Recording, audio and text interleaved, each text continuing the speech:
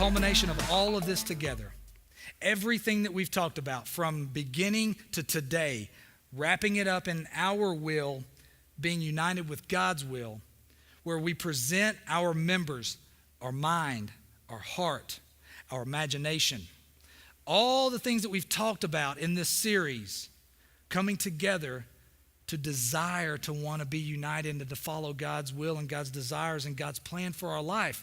God's will for your life is for you to make decisions that follow through with Christ being in you. Where it starts with Christ in you, God's second plan in his will for you is Christ through you. Christ in you at salvation. That's where you surrender your will to God. Then Christ through you, making the decisions every day out of love and thankfulness, honoring one another, loving one another, having respect for one another, caring for one another. That's how you prove God's will in your life.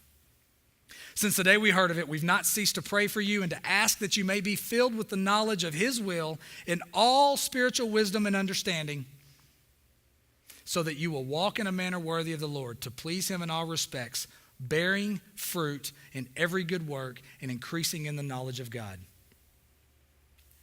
God's encouragement to you about his will for your life is to just be who you are in Christ. Let me say this: if you're here today and you experience something so tragic in your life that you can't even express it anymore, it's hard for you to even talk about it. And somewhere along the way, somebody told you that that was just God's will for you in your life. That's garbage. That is a lie from the enemy himself. That was not God's will for your life. God's will is for us to love one another. Someone abuses you, someone molests you, someone rapes you, someone harms you in a certain way, someone neglects you, someone cheats on you. That's not God's will in your life. Somebody says, well, that must be God's will. Say, no, it's not God's will. That was not God's will for my life. But in his sovereignty, because he loves me so much, I trust that he's going to use that to work out his plan and to use that for my good.